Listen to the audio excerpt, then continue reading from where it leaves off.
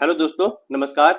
तो आप में से कई लोगों का क्वेरी था आंसर राइटिंग को लेकर के कि आंसर राइटिंग कैसे करें, है ना। इंट्रोडक्शंस में फंस जाते हैं, बॉडी में फंस जाते हैं कि कैसे प्रेजेंट करें, कंक्लूजन में आपको इशू होता है। ठीक है, इन सब का एनालिसिस का सबसे बेस्ट तरीका है कि हम टॉपर्स के आंसर्स के थ्रू देखें, है ना। उनके कॉपी के थ्रू उनके दिमाग में झांक करके देखें कि वो क्या सोच करके इंट्रोडक्शन लिख रहे हैं, है ना, किसी एक सब्जेक्ट के ऊपर। सेम किसी टॉपिक के ऊपर, किसी क्वेश्चन के ऊपर वो कंक्लूजन लिख रहे हैं, वो ऐसा क्यों लिख रहे हैं बेसिकली, है ना। या फिर क्या कंक्लूजन लिखने का तरीका जो है बिल्कुल सब सिलेक्टेड लोगों का अलग अलग नहीं, आप बहुत सिमिलरिटीज पाएंगे। ऐसा इसलिए क्योंकि यूपीएससी का डिमांड है उस तरीके से। अगर आप उस अप्रोच को पकड़ पाते हैं, जो सिलेक्टेड लोग हैं, जो टॉपर्स लोग हैं, अगर उस अप्रोच को आप पकड़ पाते हैं तो जाहिर सी बात है बहुत अच्छा स्कोर कर पाएंगे। इसी उद्देश्य के साथ बेसिकली ये लाया गया है वीडियो, है ना। आज हम डिस्कस करेंगे पेपर वन में जो हिस्ट्री, आर्ट एंड कल्चर है उसके आंसर्स के ऊपर। ठीक है, हमने चार लोगों की जो आंसर्स है उसको इंक्लूड किया है, हिंदी और इंग्लिश। ठीक है, दोनों ही मीडियम के सिलेक्टेड लोगों के आंसर्स को इंक्लूड किया गया है।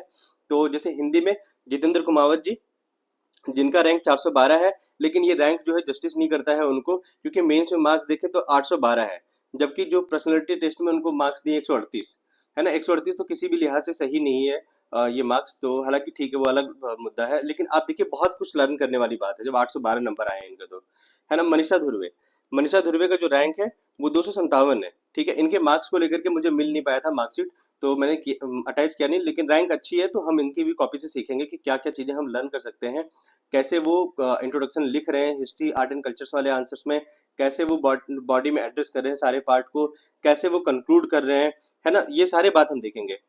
फिर माधव अग्रवाल जी का, जिनका रैंक जो है 16 है और मेंस मार्क्स जो है 836 नंबर है, मतलब अच्छा मार्क्स है।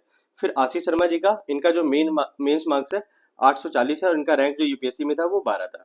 ठीक है, तो हम इन चार लोगों की जो आंसर्स है उसके थ्रू देखेंगे अप्रोच क्या रहेगा। देखिए, लेफ्ट साइड में जो हिंदी का आंसर्स है क्वेश्चंस के साथ वो रहेगा, राइट साइड में इंग्लिश मीडियम का सेम क्वेश्चन का आंसर रहेगा। ठीक है, ताकि हम कंपैरिजन कर सके बेसिकली कहाँ कहाँ पे जो है वो लोग थोड़ा अलग कर रहे हैं, या फिर मतलब हिंदी मीडियम बेटर कर रहा है या फिर इंग्लिश मीडियम बेटर कर रहा है ना, कैसे एड्रेस कर रहे हैं, तरीका क्या है। ठीक है, ओवरऑल एनालिसिस करेंगे हम। तो पहले तो क्वेश्चन समझते हैं हम, क्वेश्चन क्या है। ठीक है, तो देखिए क्वेश्चन ये है, ये जितेंद्र कुमार जी की आंसर कॉपी का मतलब एक प्रश्न का आंसर है और दूसरा आशीष शर्मा का है ना सामने। तो प्रश्न है कि जनजातीय कला किस प्रकार, ठीक है, जनजातीय कला किस प्रकार भारतीय जनजातीय समुदायों के सांस्कृतिक परिप्रेक्ष्य एवं मूल्यों के बारे में मूल्यवान जानकारी प्रदान करती है। इसका कहने का मतलब है कि जनजातीय कला के बहुत सारे रूप होते हैं, है ना। साहित्य हो गया, नृत्य हो गया, क्राफ्ट्स हो गया, तो वो सब जो कला है वो कैसे जनजातियों के बारे में, उनके जो सांस्कृतिक परिप्रेक्ष्य मतलब कैसे रह रहे हैं, जीवन यापन कर रहे हैं ना, और उनके मूल्य के बारे में मूल्यवान जानकारी प्रदान करती है। ठीक, हम ये क्वेश्चन को देख रहे हैं। तो कैसे इन्होंने शुरुआत किया है जितेंद्र कुमार जी ने। ठीक है, इन्होंने लिखा है कि आर्टिकल 341 जो है वो बेसिकली के अनुसार वे समुदाय जो सामाजिक आर्थिक दृष्टि से पिछड़े हुए हैं जनजाति कहलाते हैं। मतलब इन्होंने जनजाति को डिफाइन करने की कोशिश करी है, साथ में जनगणना का आंकड़ा दे दिया है। अब देखिए यहाँ पे जो आशीष शर्मा ने लिखा है, इन्होंने क्या लिखा है कि in India nearly 7% of population of its tribe, है ना। तो इन्होंने भी जो है एक डेटा देने की कोशिश करी है कि भारत में जो है इतनी परसेंट जो जनसंख्या है वो लगभग ट्राइब है। और इन्होंने फिर बताया है कि जो अपने अपनी अभिव्यक्ति जो करते हैं वो डिफरेंट कल्चरल जो फॉर्म है उसके थ्रू करते हैं। ठीक है, तो अब देखिए कि सिमिलरिटीज मिल रही है आपको, है ना। एक तो सिमिलरिटीज मिल ही गया ना। तो यही है, मतलब देखिए टॉपर्स के आंसर्स जो है बिल्कुल अलग अलग नहीं होते हैं, बहुत सारी चीजें सिमिलरिटीज मिलेगी आपको, और यही चीज आपको इंक्लूड करना है। इंट्रोडक्शन में एक तरीका तो अभी यहीं से हम कंक्लूड कर सकते हैं, एक तरीका क्या होगा, डेटा डाल सकते हैं, डेफिनेशन डाल सकते हैं, दोनों इंक्लूड कर सकते हैं, है ना। हिस्ट्री आर्ट एंड कल्चर्स वाले क्वेश्चन में अगर ऐसी पॉसिबिलिटी है तो। अब देखिए इन्होंने क्या किया कि जनजातीय कला का एक संक्षिप्त में परिचय दे दिया कि देखिए भाई साहब, जनजातीय कला जो है इतने अलग अलग प्रकार के हैं, नृत्य, संगीत, वेशभूषा, खान पान, रहन सहन। अगर इसको नहीं भी बताते तब भी कोई इशू नहीं था, बता दिया तो थोड़ा स्पष्ट हो गया, है ना। सॉरी। अब आते हैं इन्होंने कैसे प्रेजेंट किया है। देखिए जो जनजातीय कला है, यहाँ पे संभवतः वो जनजातीय लिखना चाह रहे होंगे, जनजातीय लिख नहीं पाए, तो जनजातीय कला को एक तरफ लिख दिया, है ना, और सांस्कृतिक परिप्रेक्ष्य और मूल्यों के बारे में जानकारी दूसरी तरफ लिख दी इन्होंने। तो इससे क्या है कि आप बहुत क्लियरली पता चल पा रहा है कि हाँ भाई साहब देखिए, जनजातीय जो कला है एक रूप, नृत्य कला, और नृत्य कला से हम क्या समझ पा रहे हैं उनके बारे में, है ना। इसी तरीके से यहाँ पे देखेंगे संगीत, संगीत कला में अब डिफरेंट जो ट्राइब्स हैं उनके संगीत के बारे में मेंशन कर रहे हैं, और फिर संगीत से हम जान क्या पा रहे हैं वो बता रहे हैं। तो प्रेजेंटेशन कितना इफेक्टिव हो रहा है ना, टेबुलर फॉर्मेट से। तो मतलब ऐसे ही करना है आपको। अब देखिए इन्होंने क्या किया नृत्य कला में, राजस्थान के कालबेलिया, कर्नाटक का भूत कला करके कुछ है, छत्तीसगढ़ का है ना, गुजरात का डांडिया आदि इन्होंने मेंशन कर दिया। हालांकि जनजातीय कला था, मतलब मुझे नहीं लगता कि डांडिया जो है जनजातीय कला का रूप है। लेकिन फिर उन्होंने बताया कि कैसे जो है सांस्कृतिक ये मूल्य है ना, ये सांस्कृतिक परिप्रेक्ष्य दर्शा रहा है, जैसे कि अध्यात्म के महत्व को बताया जा रहा है ना, सहभागिता तथा सामाजिक एकता के विषय में बताया जा रहा है, जहाँ पे उनको एग्जांपल्स मिल पा रहा है। देखिए आप रिपीट भी कर दे रहे हैं वो, है ना। कार्बिलिया को जो है यहीं पे मेंशन कर दिया उन्होंने, हालांकि थोड़ा अलग फॉर्म में, यूनेस्को अमूर्त सूची में, है ना। तो ऐसे ही आपको करने हैं, अगर जहाँ पे कंटेंट रिपीट हो रहा है ना, थोड़ा सा यूनिकनेस लेकर के आइए, क्योंकि कई बार प्रश्न भी रिपीट होता है। इस बार का केस स्टडी को लेकर के तो ऐसा ही ऑब्जर्वेशन था ना। संगीत का देखिए उन्होंने गौंड जनजाति के बारे में कहा, मंगनियार के बारे में कहा, और संगीत से क्या जानते हैं, तो जैसे कहाँ पे है, अपनी संस्कृति का अद्भुत वर्णन संगीत के थ्रू हो पाता है जनजातियों का, है ना। वेशभूषा के बारे में भील वगैरह, तो त्योहार त्योहार विशेष के अनुरूप वेशभूषा, जिससे फिर पता चलता है कि वो अलग अलग त्योहार मना रहे हैं, है ना। तो बेसिकली हम जो जानना चाह रहे हैं यहाँ से इस आंसर से, वो ये समझ रहे हैं कि देखिए प्रेजेंटेशन का तरीका जो है उन्होंने बहुत इफेक्टिव किया है। लेफ्ट साइड में कला का रूप और राइट साइड में क्या हम उससे समझ पा रहे हैं। दूसरा, जहां तक संभव रहा है वो फैक्ट्स इंक्लूड कर रहे हैं। हर जगह पे देखिए ना, यहीं पे कितने सारे वो संगीत के रूप बता दे रहे हैं, यहाँ पे वो इंक्लूड करने की कोशिश कर रहे हैं। कई जगहों पे वो सटीक नहीं भी बैठ रहा है, फिर भी वो फैक्ट्स डालने की कोशिश कर रहे हैं। आगे भी देखिए वेशभूषा में भी यहाँ पे भी है ना। यहाँ तेलंगाना का भी तेलिया जो समाज है वहां पे भी वर्णन है, ठीक है। कंक्लूड कैसे किया है उन्होंने, तो देखिए इस प्रकार जनजातीय कला जनजातीय समुदायों के बारे में हमें मूल्यवान जानकारी देती है जो इसे अद्वितीय बनाती है। इस तरीके के कंक्लूजन को हम कहते हैं समराइज कंक्लूजन, है ना। हम एक तरीके से इसको संक्षिप्त कर रहे हैं, सारगर्भित कर रहे हैं, है ना। तो हम समझ गए कि हाँ देखिए ऊपर में जो है इतने सारे कला के रूप है, और हम उनके बारे में इतना जानकारी देते हैं, बस उसी को यहाँ पे मेंशन कर दिया, ठीक है। अब एक बार इंग्लिश का आंसर्स भी देख लेते हैं। इंट्रोडक्शन तो हम लोगों ने देख लिया था कि इंट्रोडक्शन जो है डेटा, और प्लस में उन्होंने बता दिया कि वो जो अपना कल्चरल एक्सप्रेशन है वो डिफरेंट आर्ट फॉर्म से कर रहे हैं। अब कैसे वैल्यूएबल इनसाइट्स मिल रहा है, मतलब उनके बारे में कैसे जानकारी मिल रही है। देखिए कंटेंट जो है मतलब समझिए कि यहाँ पे कुछ कुछ यूनिक मिल रहा है जो यहाँ पे इंक्लूड नहीं किया था इन्होंने, और वो इंक्लूड करना चाहिए था मुझे लग रहा है इस आंसर्स में। लेकिन प्रेजेंटेशन मुझे लगता है कि जो यहाँ पे जितेंद्र कुमार जी ने किया ना वो ज्यादा इफेक्टिव है, क्योंकि विजिबिलिटी बहुत अच्छी है आंसर की, ठीक है। ऐसा नहीं कि इसकी जो आंसर्स की विजिबिलिटी है वो खराब है, ये भी बहुत अच्छी है विजिबिलिटी इसकी। इसकी इसका कारण ये है क्योंकि उन्होंने सब हेडिंग यूज करा है ना। और नीचे फिर उन्होंने एग्जांपल्स जो है ऐसे करके क्लियरली क्लियरली बताना शुरू किया है। जैसे यहीं पे देखिए, है ना, प्रोग्रेसिव वैल्यूज, जनजातीय जो समाज है उसमें एक मूल्य है या सांस्कृतिक परिवेश है उनका प्रोग्रेसिव वैल्यूज। तो कैसे जान रहे हैं हम, तो वारली पेंटिंग्स के थ्रू जान रहे हैं, क्योंकि वो केवल महिलाओं के द्वारा बनाया जाता है ना। बात तो वही है, हम उनके कला रूप से उनके मूल्य के बारे में जान रहे हैं कि वो प्रोग्रेसिव लोग हैं, है ना। वो नेचर के साथ तारतम्य रखते हैं, है ना। पहले उन्होंने बता दिया कि हम ये चीज उनके मूल्य जो है ये है, या सांस्कृतिक परिवेश ये है। लेकिन कैसे जान रहे हैं, तो पेंटिंग्स के थ्रू, जैसे गोंड का पेंटिंग है ना, जो दिखाता है ट्री, एनिमल्स, ये सबको। आर्किटेक्चर है जो नेचुरल एलिमेंट से बने होते हैं, लाइक टिम्बर्स वगैरह से। तो मतलब प्रेजेंटेशन का तरीका बस अलग हो गया थोड़ा सा, लेकिन उतने ही इफेक्टिव कंटेंट आ रहे हैं इसमें, है ना। और कुछ कुछ जगहों पे तो ज्यादा बेटर आ रहा है, जैसे ये प्रगतिशील मूल्य वाला कह रहे हैं, क्योंकि अभी वर्तमान में लोग कहते हैं ना कि जनजातीय जो संस्कृति है, जनजातीय जो मूल्य है, ज्यादा प्रगतिशील है वर्तमान समाज के कंपेयर में। नेचर वाला, प्रकृति से तारतम्य, वो छूटा हुआ था इनके आंसर में, है ना। फिर एक और जो जेंडर इक्वालिटी की बात कहते हैं वो भी वहां पे छूटा हुआ था, है ना, जो इन्होंने इंक्लूड किया है। मतलब मुझे दिख नहीं रहा है एग्जैक्टली, लेकिन इन्होंने अपने आंसर्स में इंक्लूड किया था। तो बेसिकली हम यहाँ पे जो डिस्कस कर रहे हैं वो ये कह रहे हैं कि देखिए प्रेजेंटेशन का तरीका भले अलग हो गया, लेकिन कंटेंट उतने ही इफेक्टिव आपको डालने पड़ेंगे। और अगर आप इस तरह के टेबल नहीं बना पाए तो सब हेडिंग यूज करिए, फिर नीचे एग्जांपल डालिए, ताकि वो चीज फिर आपके आंसर्स में झलक पाए, वो जो रिक्वायरमेंट्स है कंटेंट का, ठीक है। और इनका कंक्लूजन का तरीका देखते हैं आप, है ना, कि कंक्लूड कैसे किया उन्होंने।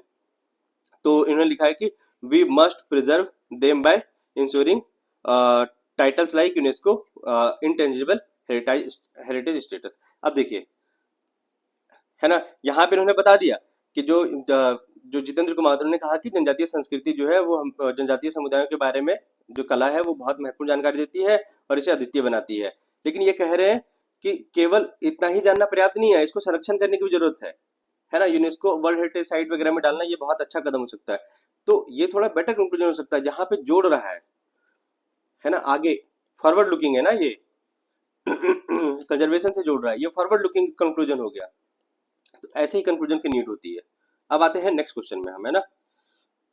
तो देखिए नेक्स्ट क्वेश्चन क्या है कि भारतीय स्वतंत्रता संग्राम, है ना, भारतीय स्वतंत्रता संघर्ष के प्रति महात्मा गांधी और जवाहरलाल नेहरू के दृष्टिकोणों में समानता एवं अंतर बताइए।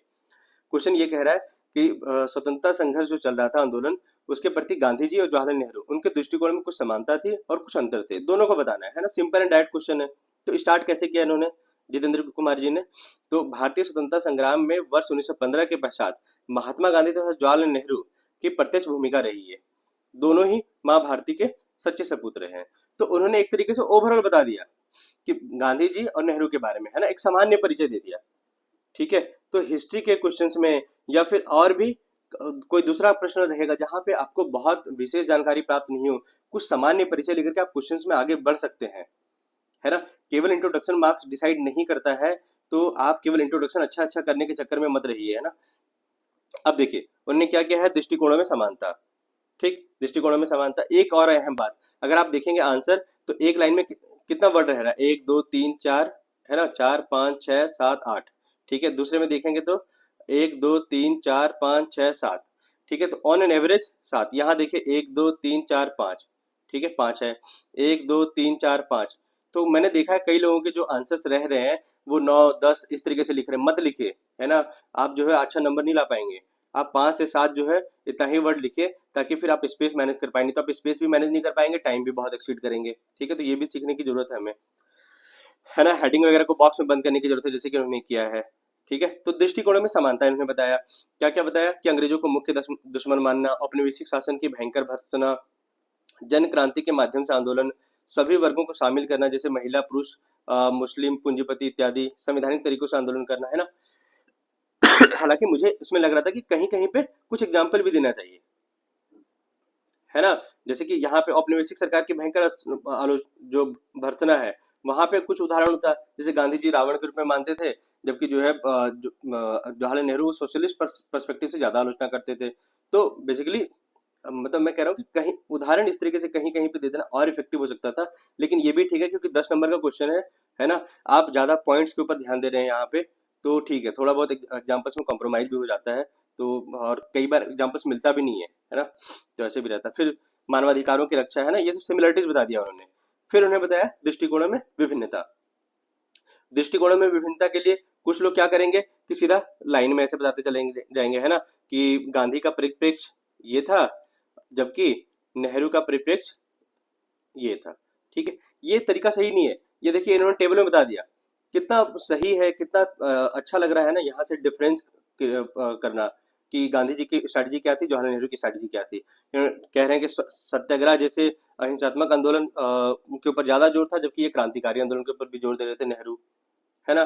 प्रथम और द्वितीय विश्व युद्ध में अंग्रेजों के समर्थन में थे, जबकि नेहरू कह रहे थे कि नहीं, हम इनको समर्थन नहीं देंगे, ये ज्यादा बेस्ट समय है यहाँ पे लड़ाई लड़के आजादी लेने का, है ना। जो जो की टर्म वगैरह है वो सब भी इंक्लूड कर रहे हैं। जैसे देखिए रणनीति, संघर्ष विराम संघर्ष, रणनीति लगातार संघर्ष, है ना। तो ये सब चीजें भी इंक्लूड कर रहे हैं। एक्सप्लेन नहीं कर रहे हैं बहुत ज्यादा, क्योंकि स्कोप ही नहीं है, कहाँ से एक्सप्लेन करेंगे आप। तो मतलब इन चक्रों में मत पड़िए आप जो है एक अच्छा आंसर, एक समयबद्ध आंसर और लॉट्स ऑफ कीवर्ड, है ना। और लॉट्स ऑफ कीवर्ड खाली नहीं, रेलेवेंट कीवर्ड वो इंक्लूड करके जो है आप अपने आंसर्स को कंप्लीट करिए, है ना। ये ज्ञान वगैरह के चक्कर में मत पड़िए, नहीं तो फिर आप जो है मतलब अलग ही डिस्ट्रैक्ट होगा पढ़ाई आपका। और मतलब फालतू के जो कॉपी रिलेशंस होते हैं मार्केट में, उनके ऊपर भी नहीं पढ़ना, प्रॉपर सी कॉपियों को एनालाइज करिए अच्छे से।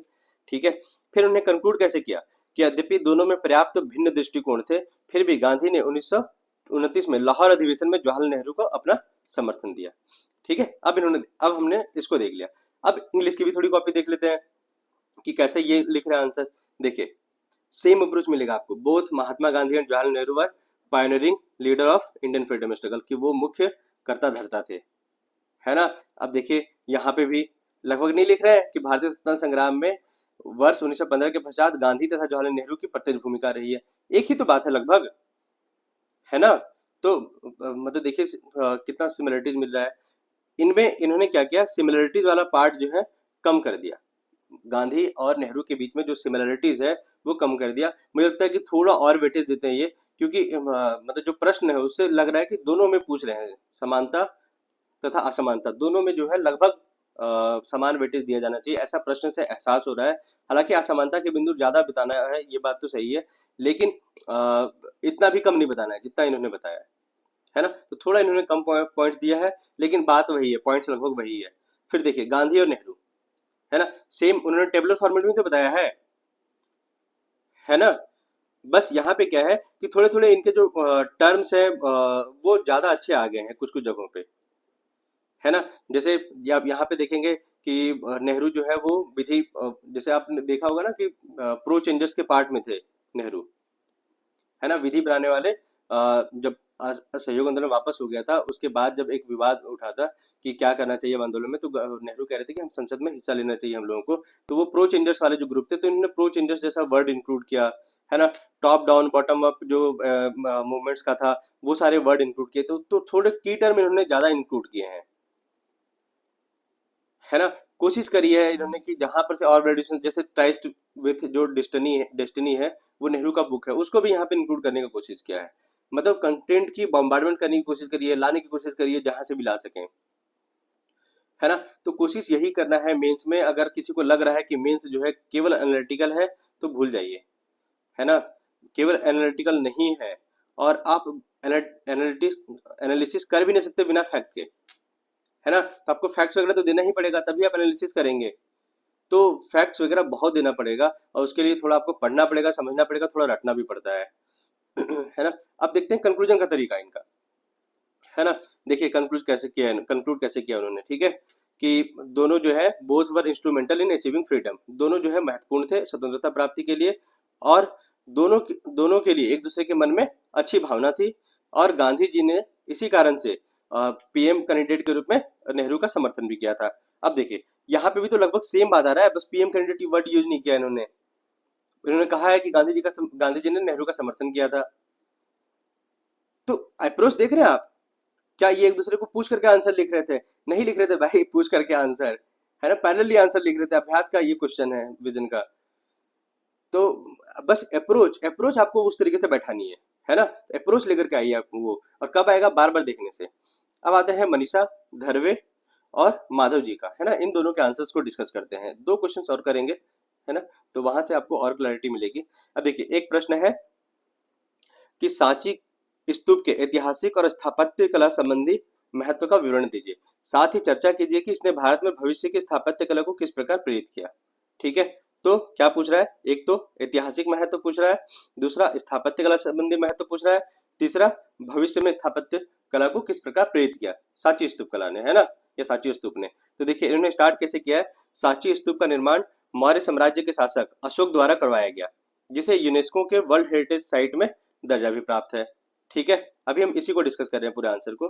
तो ये इन्होंने इंट्रोड्यूस कर दिया, बेसिक बता दिया कि सांची स्तूप जो है वो बनाया कौन और क्या वर्ल्ड हेरिटेज साइट में है, तो बिल्कुल है, तो ठीक है, पता चल गया। ऐतिहासिक महत्व, अब ऐतिहासिक महत्व में क्या क्या बता रहे हैं ये, तो बता रहे हैं कि शासक व शासन व्यवस्था के बारे में जानकारी का स्रोत है, जैसे कि अशोक का शासन व पुष्यमित्र शुंग के बारे में जानते हैं, व्यापार व्यवस्था के बारे में जानते हैं हम, श्रेणियों की जानकारी, धार्मिक मान्यताओं के बारे में, देख रहे मल्टी डायमेंशनल पॉइंट्स मिल रहा है। ऐतिहासिक महत्व होगा तो इतिहास में तो अलग अलग धाराएं चल रही है ना, राजनीतिक धाराएं हैं, ट्रेड है, धर्म है ना, कला है, ये सब तो अलग अलग महत्व ही होगा, ऐतिहासिक महत्व के तो भीतर आएगा सारा कुछ। तो इन्होंने फिर अलग अलग बताया भी है उसको, है ना। अब इन्होंने बताया कि स्थापत्य कला संबंधी महत्व क्या है, तो इन्होंने कहा कि तोरण निर्माण, ठीक है, सांची का तोरण जो है विश्व प्रसिद्ध है। फिर बताया कि जो मेथी हर्मिका इत्यादि निर्माण में ज्यामितीय प्रयोग है, तो ये सब स्थापत्य कला संबंधी महत्व है। स्तूप के निर्माण में लकड़ी ईंट का प्रयोग किया गया है, तो ये सब भी महत्व, कुछ और भी महत्व हो सकते हैं लेकिन ठीक है, मतलब ये सब भी महत्व ही है ना। और फिर तीसरा पार्ट है कि भविष्य की स्थापत्य कला को प्रेरणा, है ना। तो देखिए भविष्य की स्थापत्य कला को जो प्रेरणा है वो मतलब जो पॉइंट्स लिखे हैं उन्होंने बहुत रेलिवेंट नहीं है, लेकिन मैं यहाँ पे क्या दर्शाना चाह रहा हूँ वो समझिए। इन्होंने 3 पार्ट था क्वेश्चन का, तीनों को अलग अलग एड्रेस किया है। ऐतिहासिक महत्व को उसके अंदर सब पॉइंट्स लिखे हैं, है ना। स्थापत्य कला संबंधी महत्व को इसके अंदर सब पॉइंट लिखे हैं। भविष्य के भविष्य की स्थापत्य कला जो प्रेरणा मिला है उसको भी अलग अलग सब पॉइंट्स में एड्रेस किया है। लगभग इक्वल वेटेज देने की कोशिश करिए, क्योंकि लगभग इक्वली वेटेज वाला ही प्रश्न था वो, है ना। कहीं प्रश्न से ये आभास नहीं हो रहा था कि किसी एक को ज्यादा पूछा जा रहा है, तो उन्होंने सबके बारे में अलग अलग से बताया। कुछ लोग क्या करेंगे कि ऐतिहासिक और फिर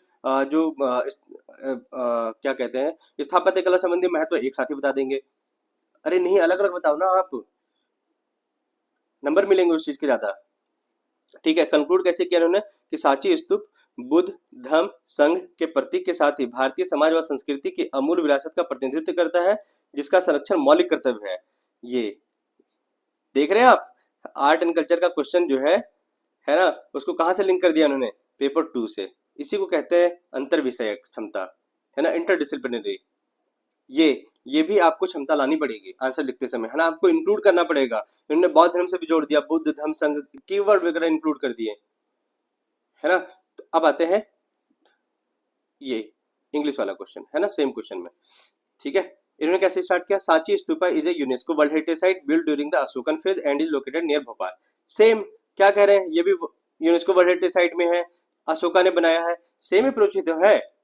इनोवेशन इन्होंने क्या किया, तो फिगर इंक्लूड कर दिया सांची स्तूपा से रिलेटेड, ये एक अहम बात है ना। तो आपको भी ऐसे फिगर जुगाड़ करके रखने पड़ेंगे, छाप करके रखना पड़ेगा 3-4 पेजों में, जहाँ पे आर्ट एंड कल्चर्स के ऐसे फिगर मिलेंगे, मंदिर के, मस्जिद के, है ना, इन सब के।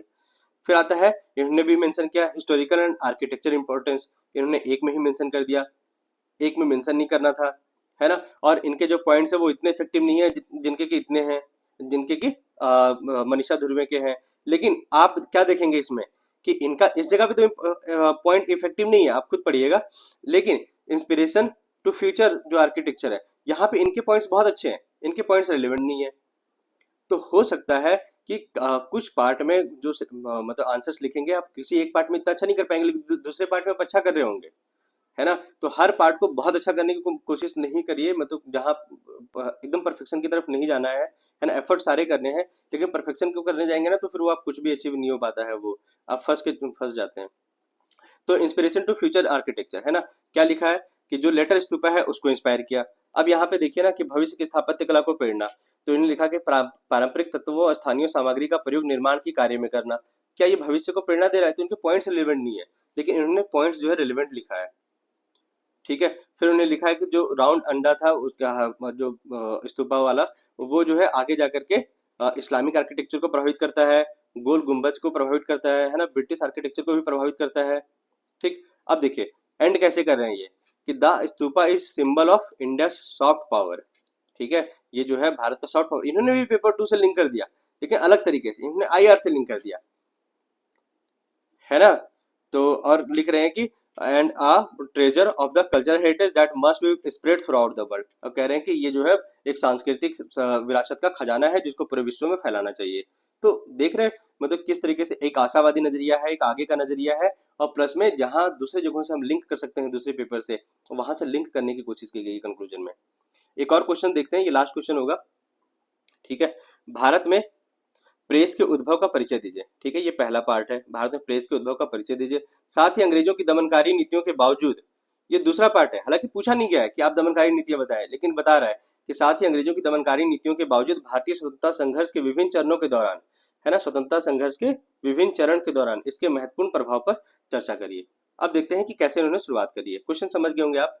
तो भारत के राष्ट्रीय आंदोलन ने प्रेस की भूमिका अगस्टस हिक्की के बंगाल गजट के प्रकाशन से ही मानी जा सकती है। तो उन्होंने बता दिया कि भाई साहब पहला जो प्रकाशन हुआ था प्रेस का अंतर्गत वो बंगाल गजट था, तो एक छोटी सी भूमिका लिख दी।